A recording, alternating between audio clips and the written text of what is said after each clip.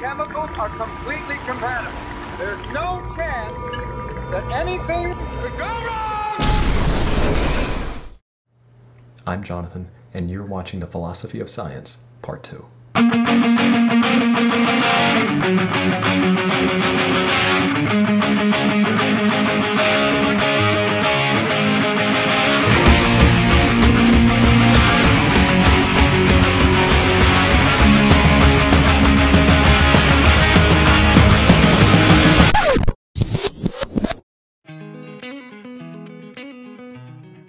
Even scientific statements are based in assumption.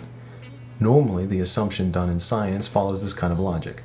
If A, then B. We must first assume that A exists, or else the statement is meaningless and does nothing for us. And these assumptions are all possible because of the metaphysical viewpoint that determinists take. Scientists tend to separate themselves from the other philosophies because we all know that science subscribes to the belief that there are absolute laws of nature. It would just get redundant if they had to reassert this every time they made a statement about the world. This effort to simplify things can actually cause confusion, since it makes people think that science and philosophy are ultimately unrelated, which just isn't true. One of the reasons science distinguishes itself from the other philosophies is because of the overwhelming success that the scientific method has achieved. You were getting space rockets, testing them, getting a cat, a dog, a fish, a monkey up into space. The fish was interesting. Another reason science puts the crowbar between themselves and the other philosophies is because of people like this man, Paul Feyerabend, who is best known for his arguments against the scientific method, claiming that because science is rooted in philosophical assumption like anything else, it's no more correct in its theory than any other school of thought. Great idea.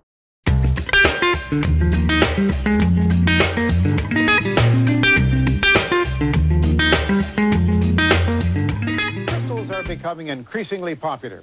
The claims made about them include that they can heal, improve memory, give off energy, and help you assert yourself. Well, let's find out, shall we? So first of all, I'd like to muscle test Fiona with her normal sort of strength. And I'm going to just test it. Okay. You can feel it.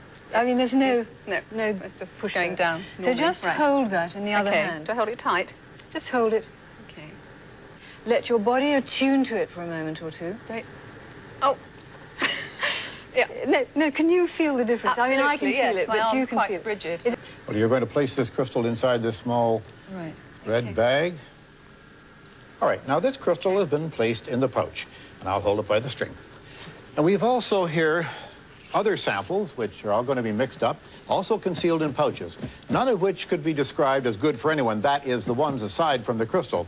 So using your method, Susie, can you now find, if I give them to Fiona one at a time, which is the good crystal? One important aspect of scientific theory is actually its ability to be proven wrong. That sounds like a paradox, but it really isn't.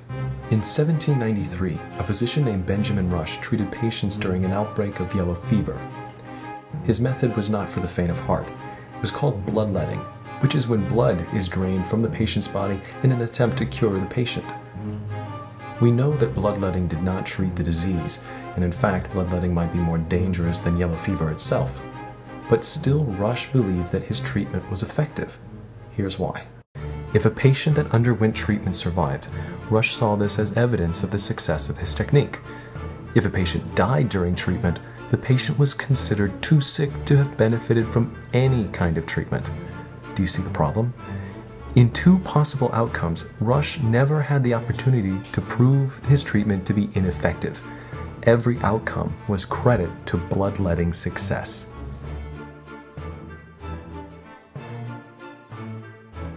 Let's check back with James Randi as he tests the claim of crystal kinesthesiology. Reach inside, please. Okay. Right. I think that one looked bad to me, wasn't it? Bad. It certainly was. All right, very good. Anything No. Don't you dare peek. You're trying to Have a peek, look. I know. Yes. Now we got two left. Let's see how you do on this one. All right.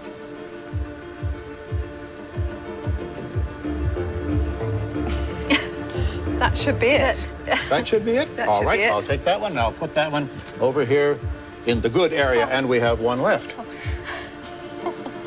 this shouldn't work. I'll bet I know what this one shouldn't do. Let's find out. Okay. And indeed, that one seems to be one of the bad ones, okay? Thank you very much. Now, I placed all 4 bad ones on the red section here and the good one on the green section. Let's just see how you did, shall we? If chance alone were operating here, you'd have a 1 in 5 chance of finding the crystal. We have a strange substance in here. Well, that's a blue lump of something or other. Let's just find out what we have in these other bags, shall we? This one here, which I can hardly get out of the bag because it's sticking in there, that's another piece of it. Ladies and gentlemen, and Susie and Fiona, what you chose as the crystal is actually rat poison. And I'm not going to test it out on a rat or on anybody else in this audience, and I'm certainly not going to try it myself. And by golly, I think we have, yes, here is the crystal, which a moment ago was represented as being bad for you, and of course the last sample, as we might expect, rat poison. Right. So, all I can say is that rat poison must be good for Fiona.